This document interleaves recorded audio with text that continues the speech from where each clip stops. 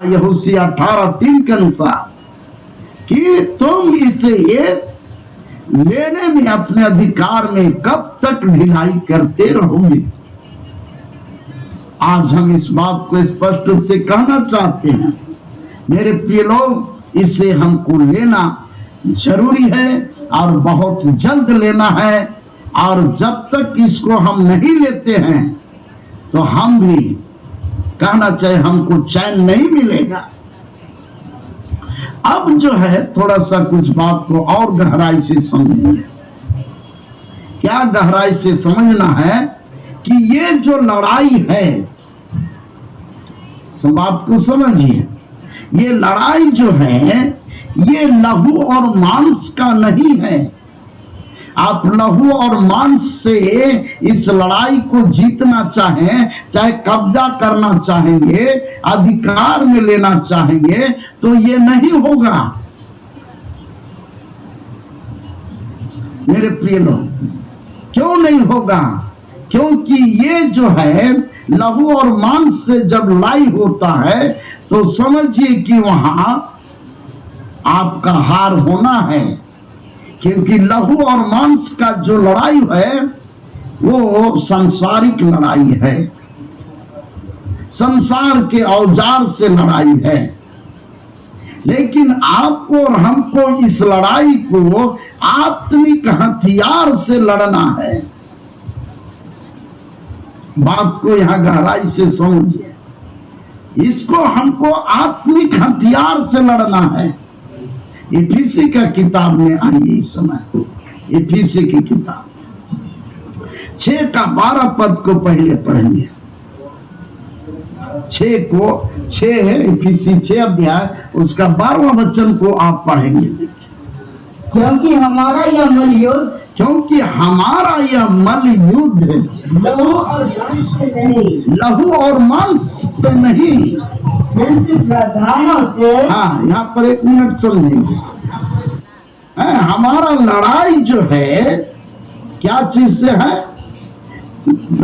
लहू और मांस से नहीं है। ये बात को बार बार समझे।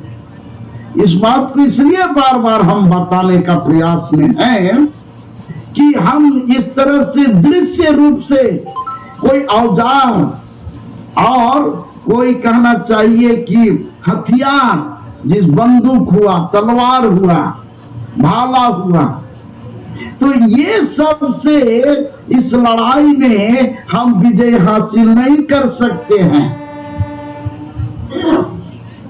आज हम जब तक आत्मिक हथियार को नहीं लेंगे तो इस लड़ाई में हम सक्सेसफुल नहीं हो पाएंगे।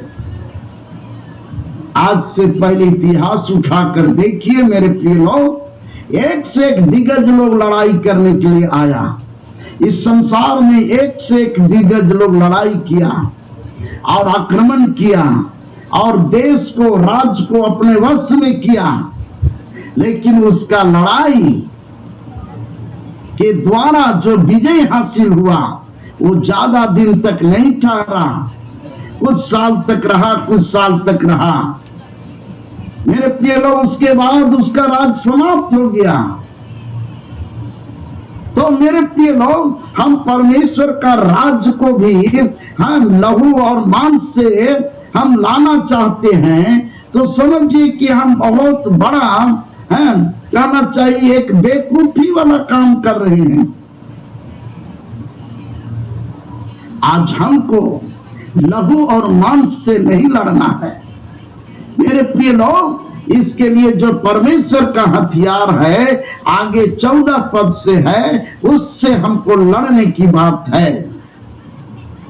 आप पढ़ेंगे थोड़ा सा। इसलिए सत्य से अपनी कमर कसकर, हाँ, ये सत्य से कमर कसना है और धार्मिकता की झिलम पहनकर, और धार्मिकता का झिलम पहनकर, और पाँव में मेल के सुसमाचार की तैयारी के जूते पहनकर, और पाँव में मेल के तैयारी के जूते पहनकर, और इन सब के साथ विश्वास की ढाल लेकर स्थिर रहो। और इन सब के साथ विश्वास की ढाल लेकर स्थिर रहो। जिससे तुम उस दुष्ट के सब जलते हुए तीरों को बुझा सको। हाँ, जिसके द्वारा तू उस दुष्ट के सब जलते हुए तीरों को बुझा सको, और उद्धार का टोप और आत्मा की तलवार जो परमेश्वर का वचन है ले लो। हाँ, जो परमेश्वर का वचन है ले लो,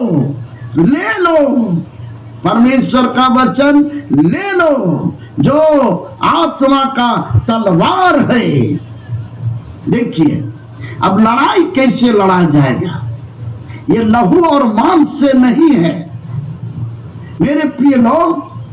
और आगे फिर लिखता है नीचे कि प्रधानों से, अधिकारियों से, अंधकार के हाकिमों से और दुष्टता की आत्मिक सेनाओं से, ये 4 प्रकार के रूप में हमारे बीच में हैं। और हम उसको लहू और मांस से लड़ के जीतना चाहेंगे तो नहीं हो पाएगा। और इसके लिए हमको अपने आप को जो परमेश्वर का हथियार है, परमेश्वर का 13 पद को पढ़ेंगे तो मिलेगा वहां पर। 13 पद को पढ़ेंगे, इफिसी 6:13।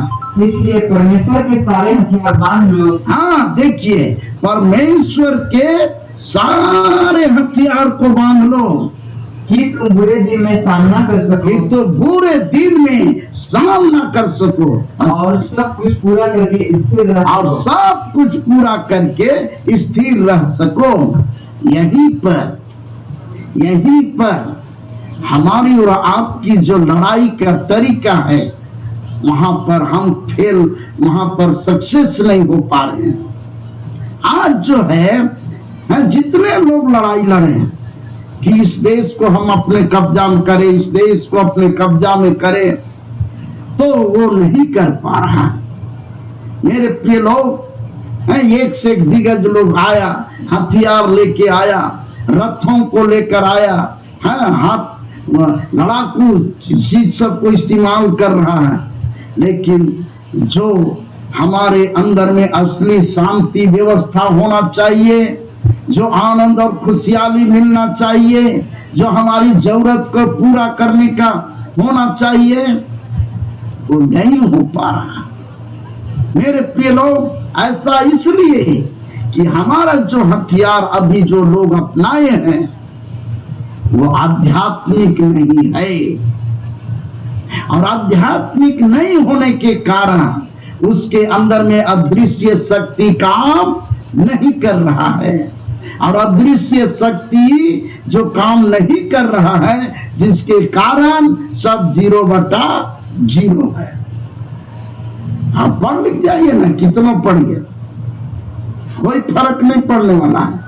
लेकिन जो आध्यात्मिक शांति हमारे और आपके अंदर होना चाहिए, जो शांति का कभी अंत नहीं है, जो जीवन खुशहाली का कभी अंत नहीं है, वो सब हमको पूरा रीति से नहीं मिल पा रहा है। आज हमारा देश भारत जो है आजाद हुआ 1947 ईस्वी में। हर साल झंडा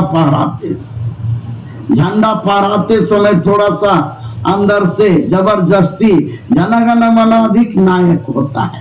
उसके बाद फिर अंदर से अगर पूछा जाए सच माने में कि कितना खुशहाली है आपके अंदर, तो खुशहाली जो है नाम मात्र का बताएंगे, ठीक है कहेंगे, ठीक नहीं बोलेंगे, ठीक है मतलब खिला के बुला रहा है। क्या है कि अंदर में जो हमको खुशहाली असली वाला मिलना चाहिए वो नहीं मिल पा रहा है।